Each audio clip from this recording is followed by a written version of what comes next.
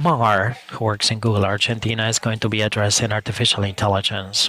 And it's something that we started, that we picked up yesterday, and we're going to continue today. And then we will have a panel on internet project financing. And then we'll break for lunch. Very busy morning.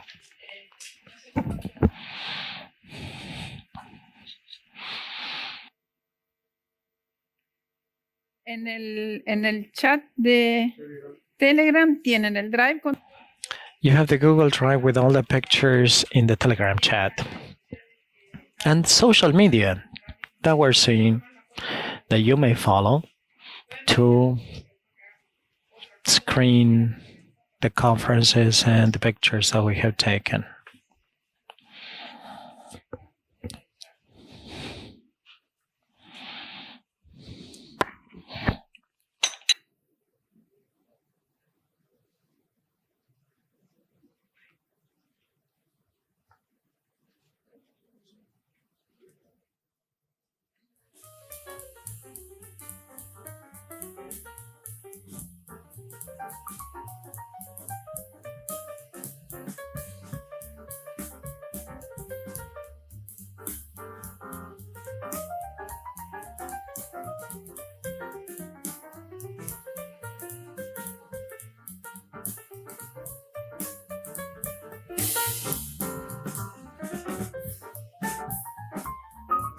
Acá estoy.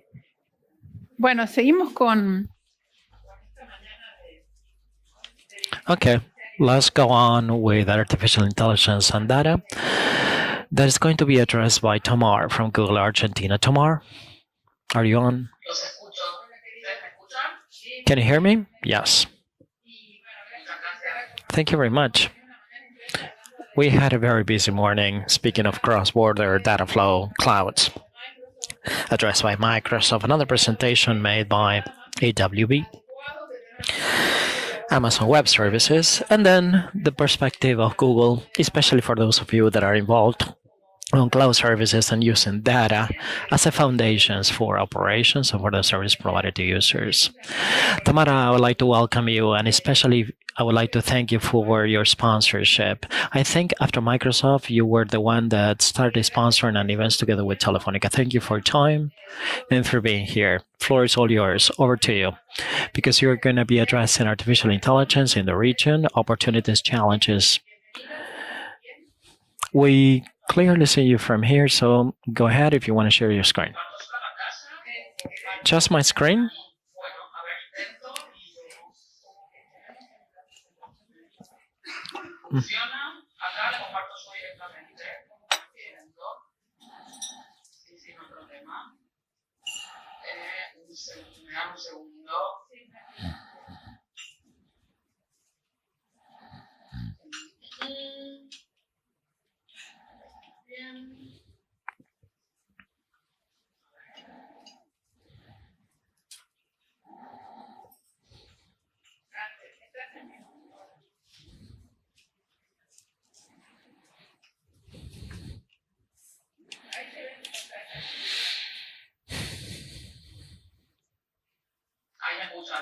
Can you hear me?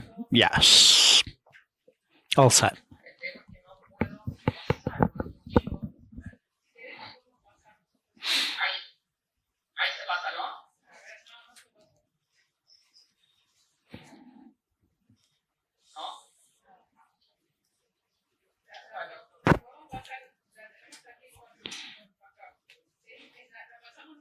Yeah, we're going to be advancing slides from here. Don't worry.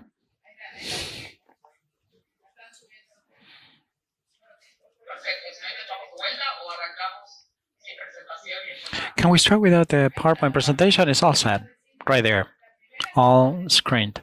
I think that we have the first one that is benefits and opportunities of artificial intelligence in Latin America. And you can refer to the number of the slide, and we are advancing the slides from here. It's a pleasure being a keynote speaker in this event that is so important, training so many people in the region of Latin America that allows for these companies and stakeholders from so many sectors to discuss openly over these topics that are so important. So it's a unique space. As Olga said, we've participated for years, and it's key because it's just a unique space that gathers so many people that are relevant for this sector and so many people that are excited about learning to hold this sort of discussions. So we're happy to be here. That's why I would like to acknowledge Olga and Adrian. Let me speak on the benefits and opportunities that AI bring to Latin America. As Olga said, I know that you have discussed this with other companies and other stakeholders, public officials from governments from many countries. So I don't want to be redundant. And I'm sure artificial intelligence has already been discussed, and you're aware of this. Given the time that we have, we need to consider why artificial intelligence matters in Latin America and why it should be part of the regional agenda from now onwards, given or under a moderation framework. Because if there's something that describes artificial intelligence, is that sometimes we exacerbate from the positive and from the negative point of view the issue of artificial intelligence, because it's not going to solve all problems at the regional health, educational, economic problems, or is the biggest threat that we face nowadays as humankind. But I believe that this is not the case. We should be more moderate, thinking of what the inherent risks are that could be discussed today and what the benefits are. But we need to be more pragmatic and realistic in order to approach this that will serve how to leverage this opportunity that we have with AI, and not to be scared of AI, to make progress feeling secure or safe with the data or with the benefits that AI brings to the table, because there are so many benefits that it could bring in the future. We need to go slow down. We are faced with challenges, obstacles, and we can openly discuss this to see how we are going to set a new course to leverage these benefits.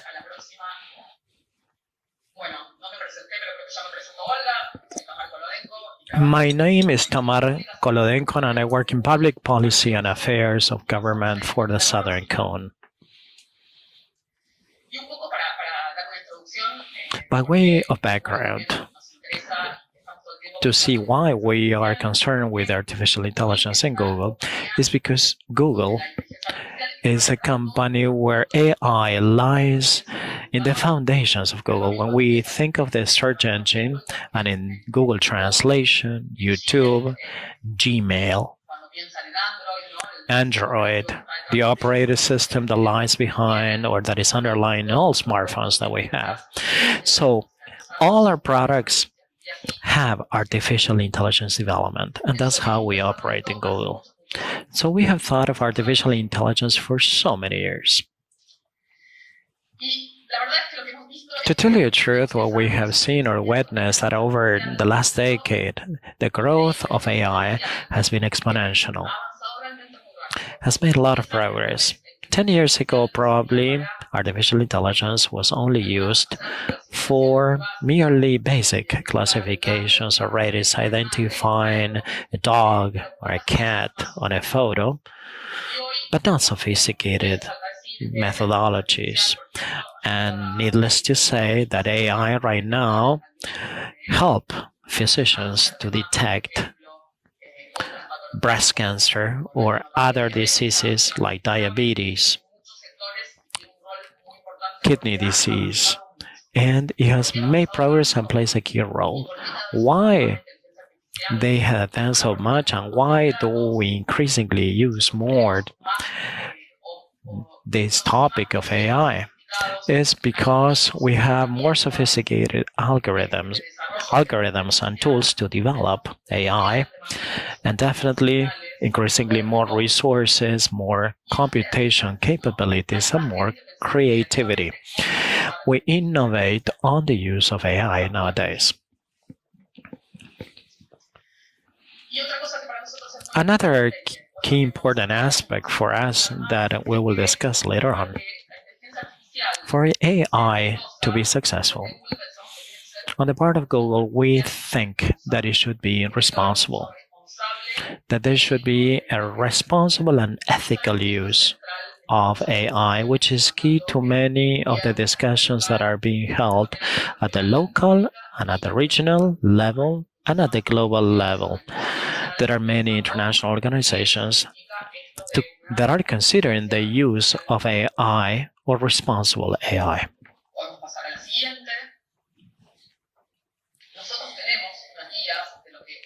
We had some guidelines established by Google defining it as responsible AI, and that is an ever-changing document that is in line with the contributions made by other parts of society. But let me see what these guiding principles are that should include ethical and responsible AI,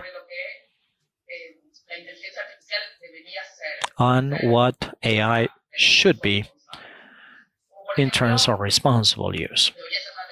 It should be promoting the social benefit that would prevent the use or reinforcing prejudices or biases, guaranteeing or ensuring safety, ensuring security,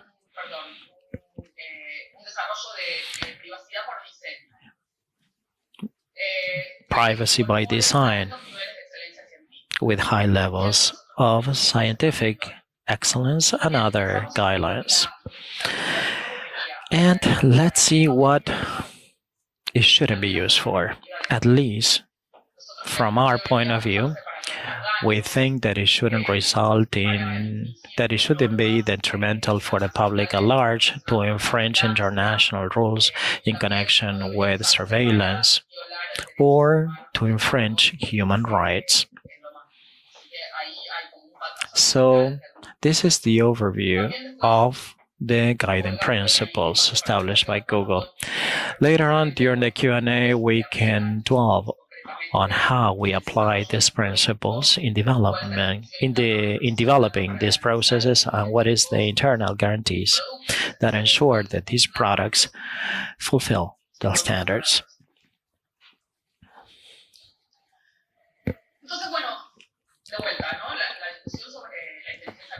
So what is AI? Its inherent risks, opportunities, and benefits. This is discussed globally in the OECD, G20. And one may wonder, what is the role played in Latin America? Should we care?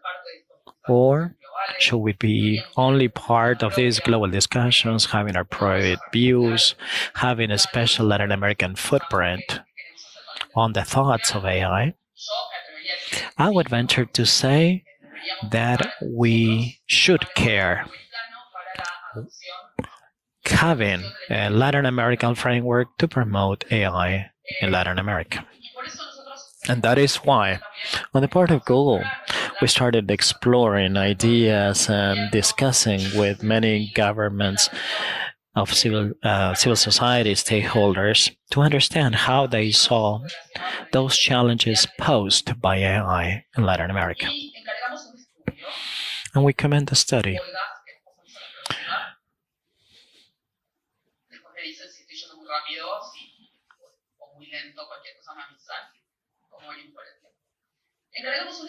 So we entrust a survey to The Economist, the magazine, that has a research unit in order to understand this question: how to think of AI and its development in Latin America. That is, what are the opportunities together with its benefits, and the barriers of entry or obstacles to overcome to develop this in Latin America. Let me discuss some of the results produced by this study that became relevant and that could give us some guidelines on what to do and how to make progress accelerating AI in the sector. One of the main results produced by this study. In between brackets, this is a study that combined interviews to worldwide and local experts together with research made by this institution. One of the results that produced this study or this research that comes at no surprise is that there's policy making on AI in the region. However, there are disparities. Why do we have these asymmetries? Well, because there are channels or bridges that are missing to align these policies that we see at the local level, and because there's discontinuity with the administrations. And even though, or in spite of being policy of state, there are policies that are of a particular administration and they don't prevail, and then they return back to square one, and the next administration had to think of new public states or public policy or a new AI at the national level. So this was, it came at no surprise, but it was an interesting result to consider of why AI sometimes is not implemented in the region and if there's a way to have a long-term view on it.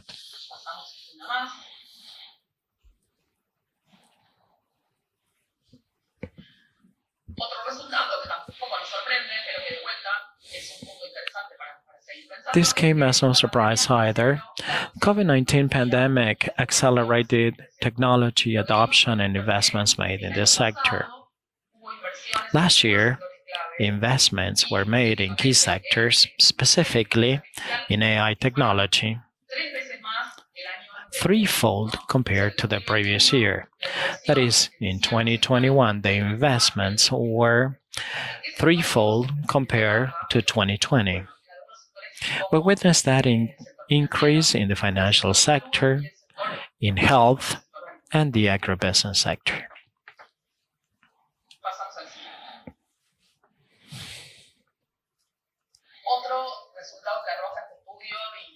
Another result produced by these statistics that we should reflect upon is that public administration in Latin America implements slowly the use of AI for internal processes in very interesting areas such as bureaucracy automation, job creation.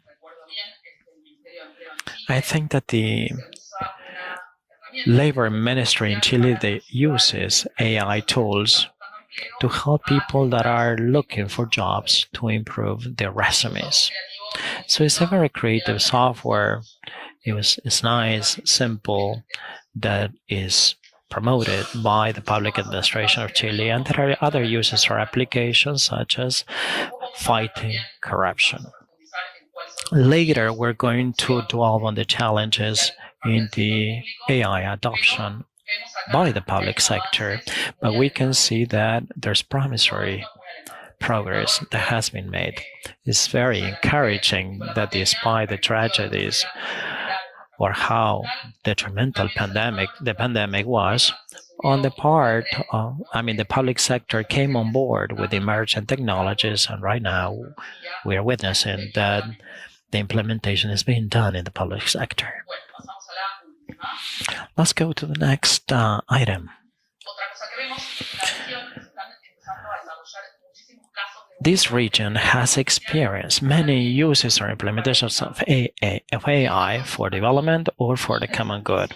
And there are many interesting experiences. Later on, we are going to dwell on this, and later I'm going to bring to the board or bring to the table some of the cases that are really nice, and these are applications of AI in medicine, environment, and accessibility,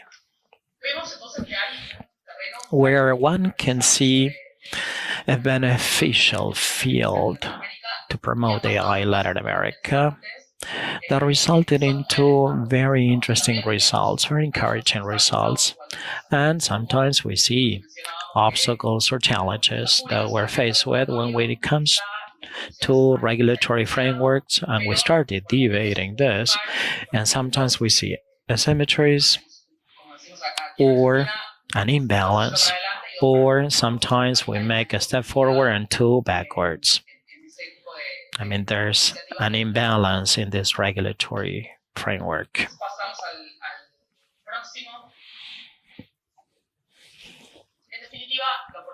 Eventually, the opportunity lies in Latin America. Encouraging statistics or conservative statistics that were produced by this research that argue that thanks to the adoption of AI, Latin America's GDP could increase more than 5% by 2030 thanks to the adoption of AI intensively. So it's not always that there's an opportunity or a benefit produced by AI, because AI has many applications such as local development, the common good, inclusion, but there are economic concrete benefits.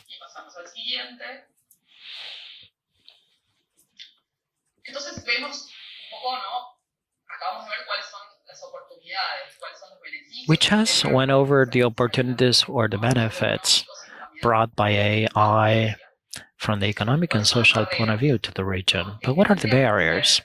What should we do on the part of Latin America and in this region to drive this growth sustainably? So what is preventing us from doing this? Because we make advances, we make progress, but slowly. We're slower than other regions. We're lying kind of behind in discussions and in adoption and investments compared to Asia, Europe, or the United States. What can we do about it to accelerate the rate of this growth? There are three pillars that will allow to accelerate growth or development exponentially. Right now, we can consider that they are obstacles. First, the digital infrastructure and digital divide. Digital infrastructure means connectivity, something that I'm sure that you discussed in this conference. The public works of engineering that is so demanded to connect the continent. And the digital divide that is related to connectivity, because it should benefit equally and inclusively all stakeholders. I mean, it's no use of having digital infrastructure if the access is in the hands of a few. So we have to solve or overcome both things at once, connecting each other and benefiting the society at large. Another challenge is talent. We know that there's a lot of talent in our region. However, we do require more to inspire more vocations related to these technologies. We need to have equal opportunities for programmers, for developers, to be across the board, whether they're provinces, regions, whether they're men, women, and from different social sectors. So we do require a higher number of talents because it's a high-intensive industry. And sometimes we cannot find the human capital with the necessary skills to develop this. And from the private sector and public sector, there are lots of things to do to develop these talents in the region and to create more local talent. Lastly, another barrier that we have identified in the research, speaking with the experts and doing research, are the perceptions and the responsible use. And it's what we discussed before. Sometimes people believe that it is unsafe to use AI or there are ethical challenges. which is a limiting factor for adopting or for including this technology in other sectors. So we need to think how we should go about preventing that AI produced biases or incorrect results, or that people should rely uniquely on these results as citizens. So this becomes an adoption barrier. There are ways of finding a way or solving the obstacles, but it needs to be well thought in a multi-sectorial view with a robust and broad concept.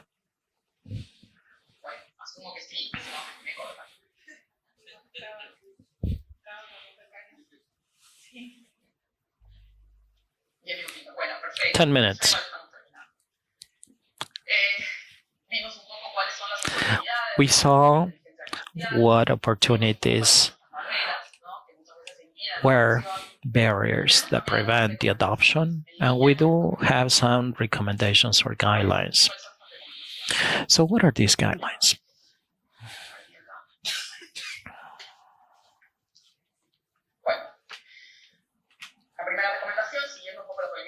First recommendation in line with what we discussed is to develop local talent. How this is done in different ways. It's a joint effort together with the private and public sector, civil society, and academia, that is to develop these vocations or to trigger these vocations. Start from the first school years. That is how we are going to include not only syllabus for learning this, but literacy on AI in the early stages of education. That is, how can we expose children to the meaning of AI, to playing games with artificial intelligence, gaming, algorithm programming, early detection programs that I'm sure that you will find online, so they could be touching or exposed to these technologies and to try to trigger some interest in the early stages. Another recommendation is to promote local and research and development, which is, it's not new. All governments think that this is key for development, but many times we have budgetary constraints to promote local research and development. So I believe that the challenge ahead of us is to increase these budgets, to invest in these projects. Another thing that we were discussing was to have clear guidelines or clear rules of transparency and the ethical use of AI, which in turn will produce more confidence in citizens and trust. So it could be adopted easily and swiftly, because we need to rely on these tools that is going to fulfill and satisfy the needs, and that they have the necessary guidelines to support AI and to include the guidelines somehow in developing these technologies. A robust infrastructure is key by ways of connectivity. Since we've been working with all sectors in an accelerated fashion in order to improve infrastructure public works. For example, we have submarine cabling right now, underwater cabling developed by Latin American companies, by public institutions. And a lot of progress has been made over the years, but it requires more and faster. And once again, this infrastructure should benefit the society at large. The industry should play a key role, and that role means many things. It has to do with promoting the ethical use of AI, giving the necessary guarantees to user and to ensure them that this is safe. It has to do with working with in line with the public sector or together with the public sector to develop more local talent. Because sometimes there are pressures between the public and private sector with the scarcity of emerging technologies. And this is detrimental for the ecosystem. What should happen is that we should work on public and private partnerships to create these sort of talents for both sectors, for adopting the development of technology that is so necessary for developing our region. And that role could mean helping others to study PhDs, master's programs, providing scholarships, giving the chance so people could have basic skills or more advanced capabilities. And there are many ways in which we can do this. However, the role of the industry is key, and so is the one of the private sector. Let me address the issue that we mentioned at the very beginning. AI public policies are key here. They should be coordinated locally and regionally, especially regionally, with the many stakeholders to provide continuity. There's a great challenge to have continuity in our region because this public policy should be policy state, not about administration and to change every 4 years.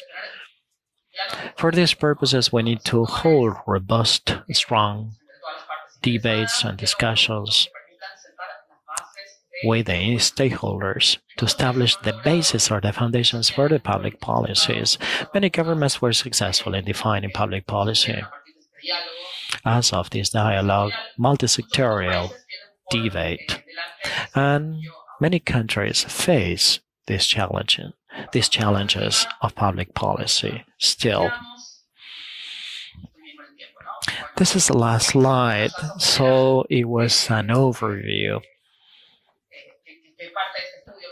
of the survey that we entrust The Economist, and is what Google is witnessing in the Latin American region. Do we have time for the Q&A now? Can you hear me? Yes. You were asking if there was time for the Q&A, and let me tell you that yes.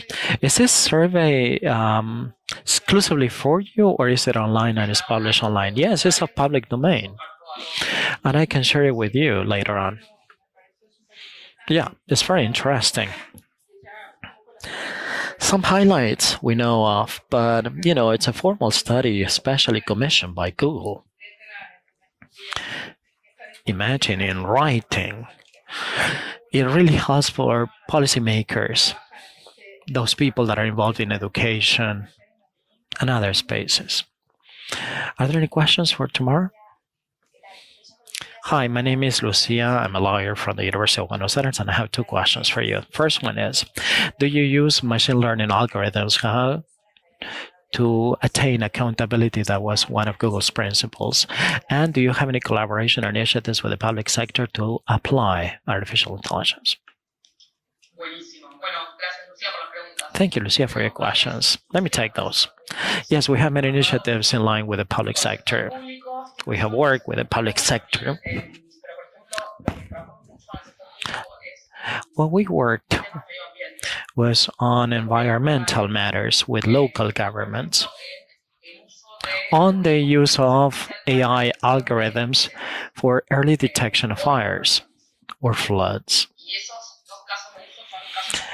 And these are concrete examples with the public sector and public agencies for its implementation. Can you hear me? Yes. And the first question has to do with the accountability, right? Accountability sometimes is difficult to define it in Spanish. But there are many ways, depending on the products and services, to have accountability. On Google or in Google, we think of the critical mission of applications or tools. There are some, or there are developments of AI that are critical for upholding human rights, or that may have a negative impact on their lives. It's not the same an algorithm or an application using AI that detects the name of the plant that you have at home, and you can water it twice or three times a day or a week, and then an algorithm that requires something that will have an impact on the justice system. It will depend a different type of degree of sophistication of using machinery, technology that imply different levels of accountability. So we need to think on the use and application of the particular features of every case. By user sometimes requires something basic or essential understanding how the algorithm works, but not to understand all the technicalities underlying, or sometimes they do require the fundamentals, what lies behind the algorithm that makes a decision in the justice system, or, for example, granting a bank loan or something that is more critical. So here we are dwelling on the technicalities, and not all algorithms require the same level of detail for the public, or technical information that is behind, for example, a certain machine. I mean, the person needs to understand why it works, or not the access to an equation that supports the algorithm. I mean, we need to think what the user needs, or the target audience that this application is used by. It's like user-centric. It's a user-centric application, so we need to understand what is the possible impact on the citizenry, on the individual, and we understand to know, if he wants to know all the technicalities, what are the mathematical equations or algebra or everything that's related to training or databases. And then we review the accountability, but it depends on the user.